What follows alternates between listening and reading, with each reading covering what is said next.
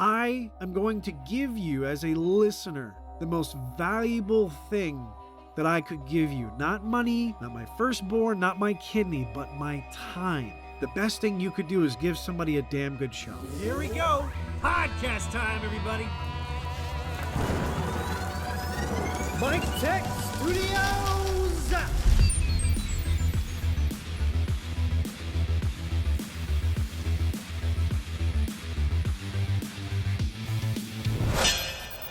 Podcast episode number 26, Intro to Starting Your Podcast. All right, and we're back to the next episode of the Mik Tek Studios Podcast. Thanks, everybody, for tuning in. This is Michael Midnight, and today we're going to talk about one of my favorite topics, which we're kind of already doing. It's podcasting. So I think there's 700,000 podcasts in the world right now. Can you think about that? Do you know what you would say to 700,000 people? Maybe you'd ask them if they had $5, retire. I don't know. Anyway, that's a lot of content. And it's definitely not enough time to listen to all of it. What I will say is not all of it is good. In the stuff I've heard recently, which has been cringe-worthy. I hope that after this episode, I get some good recommendations and some polished stuff. But what we're going to talk about today, I think my journey from podcasting and just what I've seen over the last, I want to say 2 or so years of my journey as a podcaster, as a professional storyteller, and the ups and downs of what I've experienced and what has gotten to be where I am right now to have my content as well produced as it is, the type of crafting and storytelling that I do entail, and just overall sharing some insight that I believe would be beneficial to the parties that do check this out and tune this in. So first and foremost, how did I start out podcasting? So that's a very, very good question. So I've always loved story. Story is something that I find to be super just impactful. It's something that is incredibly memorable. I actually spoke about this with one of my friends and also a host of the All Things Risk podcast, Ben Catania. He says, I remember explaining with him because he asked me why marketing, why podcasting, why the creative outlet, and it goes back to any of the animated characters that you used to see back in the day. So my favorite to reference is The Lion King, the original one, not this new one. We're not going to talk about it, but the original one. I want you to, if you are listening to this, I want you to close your eyes. And I want you to think for a second of just only being able to be responsive to what you hear acoustically, what it is that I am speaking to you. Now, it's kind of easy to do. This isn't really a visually laced podcast episode, and this isn't really a series that I have too much visuals, and this episode would be no different. But in the scene, and I'm sure many folks have seen it by now, and if not, too late, spoiler alert, but we have the scene set where there's a stampede going through the valley, and Simba is caught on a cliff. And Mufasa, who's his father, is doing what he can to get him away from the stampede, right? So that he doesn't get trampled. But in the midst of doing that, he gets caught up in the herd, and Simba is freaking out, and the music is blaring, and Scar is sitting watching all of this as he has planned it out to the T for something like this to happen. As Mufasa is desperately trying to get up, he's clawing his way up. Scar, brother! And Scar, with the smirk, with the smile, with the evil grin in his face, stabs his brother's paws, and he looks right in his eyes in his biggest debut of pain that he has, and he says, "Long live the king." And he releases his brother in a free fall. We don't actually see him hit the ground because there was such a stampede that we can't. And then it's silent. We hear nothing. Simba is trying to figure out why his father won't get up. His father won't get up because he's no longer with us. Now that didn't happen. That is people on a microphone just like this. It is swabs of paint and animation and CG. This actually never happened. But how many of us can remember that specific scene like it was yesterday? It is something we can recall. You don't even know cousins' names. You don't even know who was the 23rd or 24th president. But you remember that. You remember Yoda. You know who Sonic the Hedgehog is. You know who Pikachu is. Everybody knows who Pikachu is. See the difference? That is amazing to be able to do that with something that isn't real, that doesn't exist. So I've loved story. And I want to say probably about almost 4 years ago now. Wow, it's been a while. 4 years ago, I had a boss that I was working with who was a professional podcaster. And he was just so into just the microphones, and you gotta have this microphone, it's gotta be set up, you gotta have the phantom power, you gotta have this, you gotta have that, here's your Roadster. He was just so into it. I'm like, oh my God, it's a microphone. A microphone's a microphone. You just, it's good enough, right? That was my mentality too. Now, I wanted good quality sound, right? But I wanted to be able to do the best that I could with what I had. And some of these microphones and setups, they're expensive. So I was just able to see behind the scenes every day him working on this and producing it pretty quickly. Now, the difference with him and I is I polish my content a lot more, and I don't have 4 or 5 editors working for me. So that's a little bit different, but I digress. It was something that I felt was a different medium. It's not a movie. It's not a book. It's not a video game. It is something that is a combination of all of those things, and yet something different in its entirety. It's very authentic. Some of them can be very boring. This just wasn't. It was something you could express, and almost like the old radio shows that people would tune into, but now you could do it from the comfort of your pocket on different podcast apps, on Apple Podcasts or Stitcher or Podcast Addict or whatever. I just found the freedom of being able to not only discuss topics that I have dealt with within the past 15 years of my personal and professional life experience that I think others would find fruitful and beneficial, but also just humorous. My voice, my content was missing. This was the ability, the ticket to be able to do this. And again, there are 700,000 shows as of this time. 700,000 voices being heard. Not all of them are good. And that was the difficulty that I found. I wanted to make sure that the shows that I produced, the content, the episodes that I produced were good. They were worth listening to. They were worth your 10, 15, 25, 40 minutes, like this podcast episode is probably going to be. So I apologize now, but it's a good topic, and it's something I feel very personally about. So what we're going to do is we're going to go through a lot of really good questions that I have either asked myself, I've seen asked 100 times, or I think that it's worth hearing, it's worth covering, and it's worth answering. But the first thing I am going to say, I'm going to start, and I'm going to end with just start. Today can be the day that you start to tell your story. Just make sure it's a good story, make sure it's an authentic story, and make sure it's something that either you're proud of or it's going to make you money. Make sure that you know that ahead of time. If you're getting into the podcasting world and you think, I'm going to make all this money, you're going to fail. Unless you know the answer, you've paying somebody to help you navigate through, like a manager, navigate through to the successful point at the end, then Godspeed to you, but I haven't found that person yet. If so, just get them in contact with me, please. I could use their help. So the first question of interest really is what I see all the time. What microphone do I use?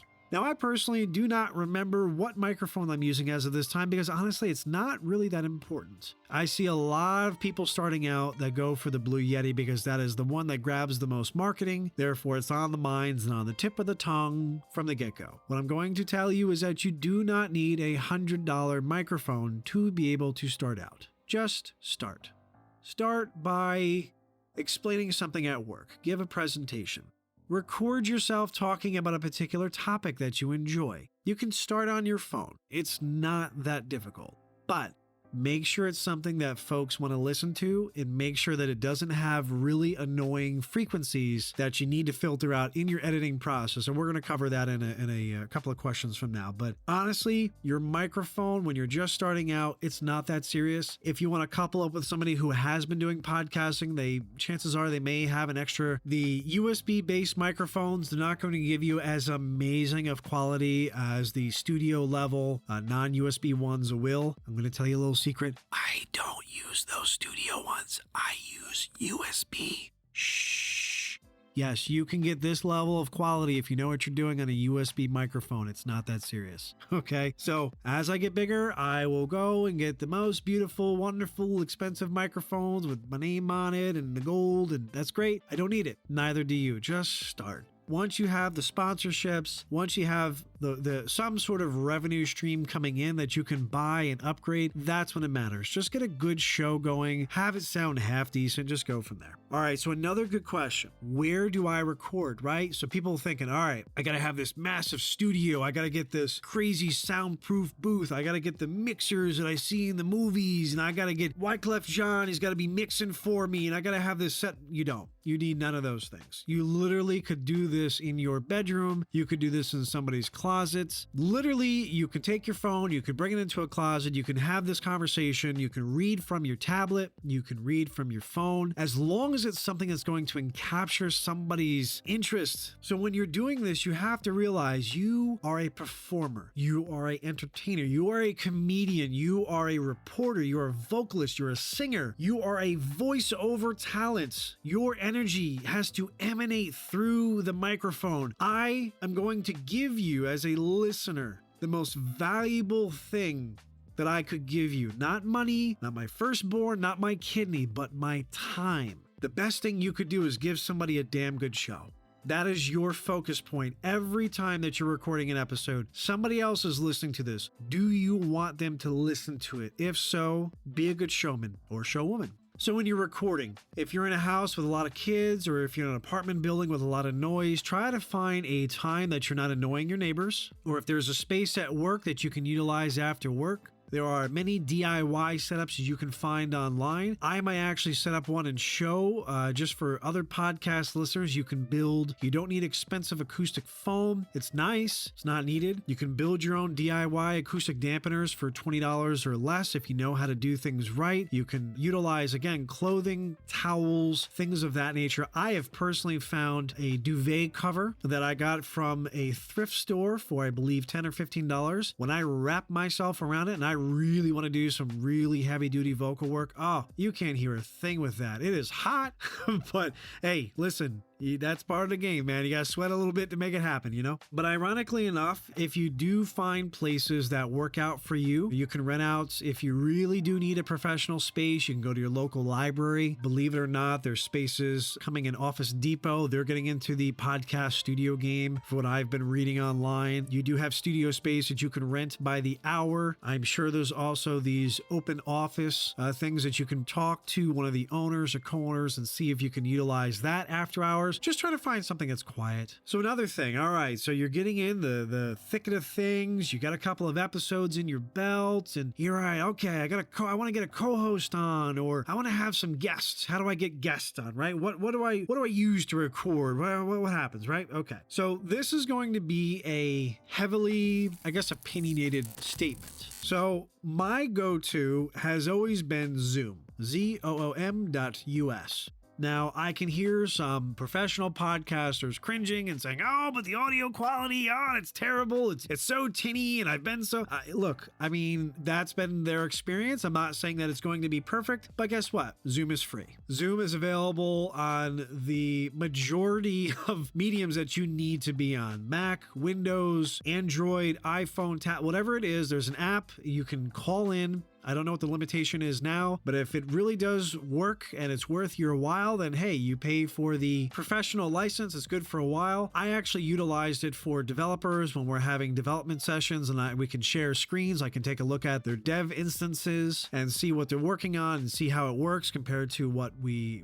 agreed on. Other creative collaborators, we share screens, we share content, we can take a look, and it also records at the same time individually. So if you have 4 people that are talking at the same time, when that recording is done, you have 5, but you have 4 separate recordings for each person that is a part of that conference, right? So as a podcaster, that's amazing, because maybe somebody got a call, they cleared their throat, right? While you're talking, you could go in on their line, on their audio, and just delete that out. It's amazing. You can also go and you can use Skype, you can use Google Voice, there's Zencaster, there's Ringer, there's other things that are available. I just say, look, try one. If it doesn't work for you, research, but try. Just pick one, stick with it, figure it out, see what you like, see what you don't like, see what others say when they listen to it, see what the experience is for your guest. Is it easy for them to log in? Is it easy for them to express their content? Are you picking up everything on the microphone as they're talking? Just get a feel. What I will say is try to utilize a wired connection as much as possible. Wireless cuts out. People think they're talking. You get all this glitchy noise, all this glitchy voice. For whatever reason, you can't edit it out. Now your listeners have to listen to that for the rest of their lives. That sucks. It's terrible. Bad. Shame on you. All right. So really, we got some episodes in. We got some guests. Good topic. Crap. What do I talk about? I'm not sure, right? Okay. This comes down to your personal experience. Now you're into the thick of things. You're creating content. You're going to have to think of things to talk about every day. I recommend doing some research on your niche. Go on Quora, go on Facebook, go to Facebook groups, go on LinkedIn, sit in on conversations with your coworkers. Don't sit there and peek. Don't be creepy. Don't look at what they're eating for lunch and eavesdrop, but just get a general census of what is going on in your industry or your industry of instance instance. See, talking with developers will do that to you with your area of interest and see what it is that speaks to you. What is it that gets the most talked about answers? So this intro and how to start out podcasting, this is something I've asked. This is something hundreds and thousands of people ask on a daily basis. See what their answers are. Create content like this to help others. And not only that, you're creating content yourself on a platform that you can help position yourself for SEO purposes. So it's a win-win situation. You're helping people out based on your experience. You're positioning great content to be seen by the masses, and it's got your name on it. So talk about things that give you the ability to share your experiences in the best light possible, and also give the people tuning in a great takeaway, something that's maybe funny, interesting, inspiring, or educational, or my favorite is all the above. All right, so you got all this content going, right? You're doing all this recording, you're a happening guy or gal. Now, how do I edit all this crap, right? Oh, gee, I just had this great conversation with somebody who's got a new book coming out, and, well, they talked their brains out for an hour and a half. How do I whittle that down to a 45-minute episode people are actually going to tune into, right? All right, so I did a post. So quite a few of you may be in these types of groups already, but I am in a podcasting editors club on Facebook, and I did a poll. I wanted to see, just out of curiosity of the hundreds of users, I believe there might even be 1,000 or so users, what was their editing tool of choice and why. So I'm going to give you probably the top 6 or 7, but in a overwhelming majority, folks are using Adobe Audition. That is a paid app from Adobe, but that is the industry standard for the majority of folks that I have seen, not only for positions that are offering for audio engineers and things of that nature, but that is what they're using. That is the top one. Right behind it is a program called Reaper. You also have Pro Tools. If you're trying to do it on a shoestring budget or for cheap, you're just starting out, Audacity is great. Doesn't cost anything. It is available on Mac and PC. Heidenberg Journalist Pro came in 5th with 9 votes. So there was actually a handful of people that used that. And then we had a couple of industry standard folks. Some use Pro Tools, like I said before, but you had Logic Pro X and Ableton.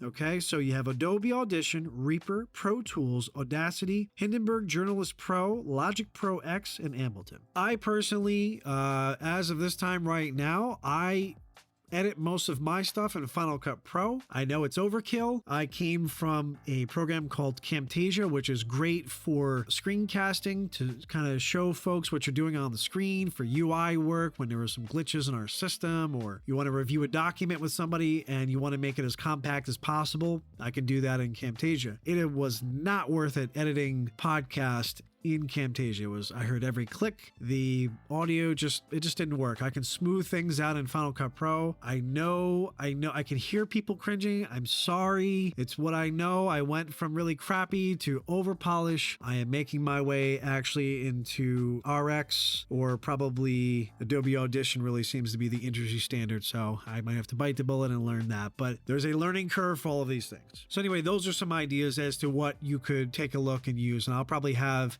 links of each in the show notes as well, so folks can take a look and see what's going on. All right, so you got all this great content, you're editing it. Now, where do you host? Where do you host your content? What do you do? Again, dealer's choice. So in my personal experience, I took advantage of SoundCloud. And I know that's a bad thing. And people go, it's not what it's for. It's not podcasting. You can't get your analytics and your metrics. I know. I get it. But I started out with nothing. My focus was you have, I believe it's an hour and a half or 2 hours of free hosting that you could use for your episodes. So I utilized that into roughly 10-minute episodes when I first started out the Mik Tek Studios podcast. I said, all right, this is what I have. At this time, I'm going to go out. I'm going to network. I'm going to talk to as many people as possible. I'm going to get them to listen to my show, to like my show, to talk about my show, to do something with my show. Aside from peeing on it. I don't want them peeing on it. And I was successful. Within 90 days, we did a mini-series, which most of you have actually seen, called Recruitamentary. That was a mini-series on the Mik Tek Studios podcast. That ended up becoming paid sponsorship. So within 90 days, not paying anything, having all of the resources that I already had, computer, what have you, okay, and the audio sounded not that great. If you listen to the first couple of episodes, they are bad. I'm embarrassed, but they're out. They impressed people enough to give some sort of sponsorship, even if it was $500 or less. It's something. It gets you started, right? But for those of you who are looking to do more content, maybe it doesn't work out as successfully, Anchor.fm is another good recommendation for cheap. Podsprout, I believe, is another one. There's a few others, again, depending on what it is that you're looking to host. What I also recommend is keeping an eye on a website called appsumo, appsumo.com. Sometimes they will have hosting, or they have a bunch of different apps and services and things that are starting out that are looking for exposure. And you could be a newer user and you can buy in a lifetime license. They just recently, about 2 weeks ago, had a really, really good deal on some podcast hosting. I just didn't see it until it was too late. I hate it. It sucks. I will try to see maybe about reaching out to them to talk a little bit more about their timeline and workflow. Maybe they might offer something to the listeners of the podcast. We get enough likes or we get enough shout outs from that. Maybe it's something I could take a look at. I'd love to do that. Take a look, see what works for you, but try not to spend too much money at first. It is difficult though to swap and do a RSS feed redirect if you do change your mind. So just keep in mind there's probably going to be a little bit of legwork. I started from SoundCloud. It was the cheapest that I saw at the time. I utilize it because if I want to swap out a episode, let's say for example I find an error, or I want to throw in an ad, or I want to redo the audio, or if for whatever reason there's a copyright infringement that I need to edit or adjust, I can replace the original audio file. It gets displaced out to all the major platforms that my podcast has been deployed on. So that wins for me. It's easy to do that. All right, so moving on to another really good question. Should I have a website for my podcast? The answer is yes. Yes. Here's why. Even if nobody is listening to your podcast on your website, you are doing it for domain authority. Let's say for the Mik Tek Studios Podcast, you put in Mik Tek Studios Podcast, everything pops up Mik Tek Studios Podcast. If you type in Mik Tek Studios, it may show up as the microphones that have nothing to do with Mik Tek Studios. Yes, I know that there are two people using the name. I have used it since I was a child. That was my father's nickname to me. Ha ha ha ha ha. Unfortunately, somebody started utilizing it, and from what the sounds of it is, they make amazing microphones. I have no interest whatsoever in selling microphones. I do, however, have interest in entertainment, creating content, graphic design, and any other forms of business support and development that I can do as a brand. That is what MikTek.tv is about. So in my instance, I constantly have to fight to make sure that Mik Tek Studios is shown for the brand that it is, for the content that it is. So if you're doing something about Bob's Hot Dogs, let's say for example, and somebody else is doing hot dogs in your area, or they're well known for doing hot dogs, you want to make sure that bobshotdogs.com shows up with your name and your content attached to it. When somebody does a Google search, you want to show up. So not only for domain authority, but for SEO purposes as well. You want to give them a good show. You want to make sure it's easy to read the content about the show, what your podcast, what your episodes are about, maybe some guests, all good for backlinks. Maybe somebody does a guest spot on your show, you do it on theirs, you have some backlinks, maybe they write a guest blog post. Now you have some synergy, you have some juice going with your SEO. Beautiful.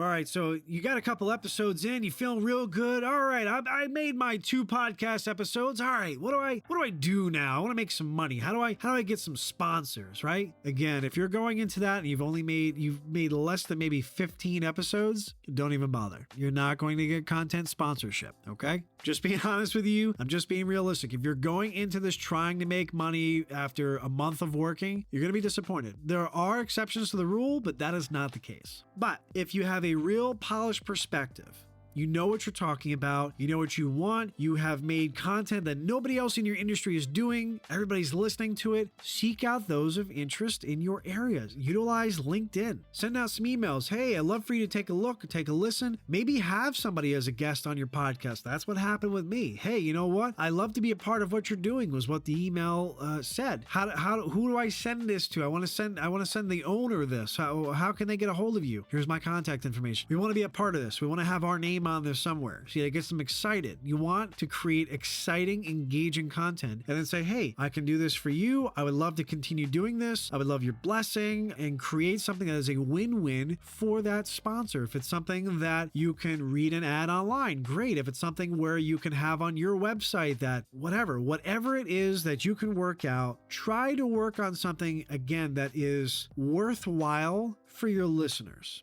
Yes, you need to pay the bills. I have turned away many design opportunities over the years because they are a plenty. I had somebody call me one time and try to really discuss with me that sex trafficking is no different than guys just, going on dates with girls. And I laughed at the guy and I hung up in his face. That's not what it is. And that is not what your podcast, everything is not about the money. Create great content, money follows. Your content will be up there a year later. You can reference people, dozens of different episodes that you've done. All right, so now, and this is something that I've heard constantly, I'm good at talking. People will say, hey, that means I'm great to do a podcast. I like to talk. No. It does not mean that you are going to be an amazing podcaster. It just means that you like to talk.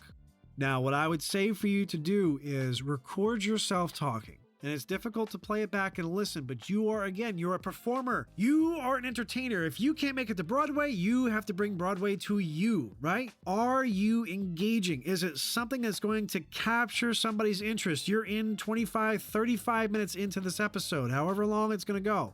Are you still listening? Are you still taking notes? Is this something that's going to be worthwhile and change your life? Are you going to put into practice what you get from this episode? Yes? Then success.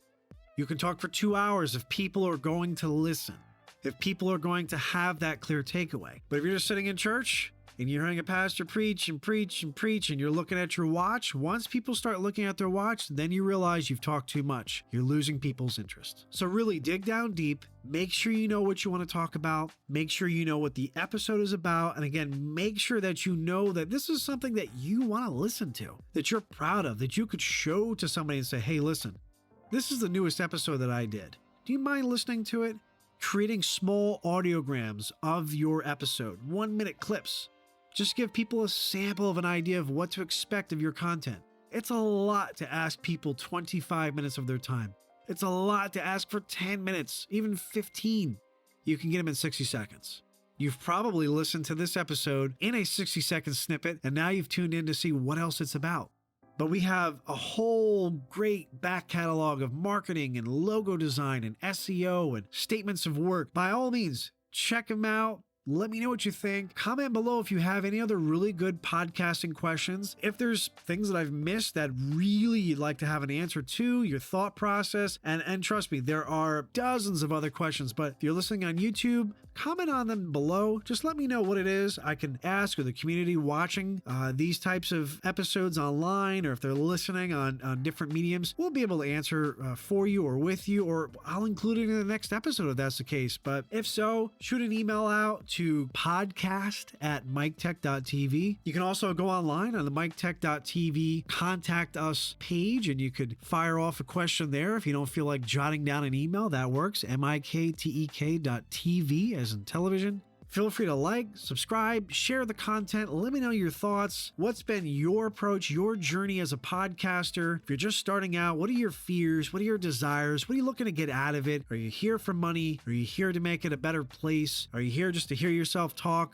I hope not. You're going to get tired of hearing your voice. Trust me. Anyway, thanks for tuning in. I appreciate every single one of you that took the time to listen to this. This is definitely going to be a much longer than usual episode. By all means, share with those who you think might find it of interest. This has been another episode of the Mik Tek Studios Podcast. This is Michael Midnight signing off. You guys have yourself a good night. Take care now. The Mik Tek Studios Podcast, your source for design, entertainment, marketing conversations, and content.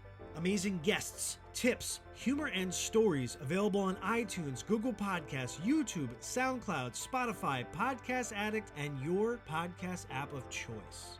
This has been a Mik Tek Studios production.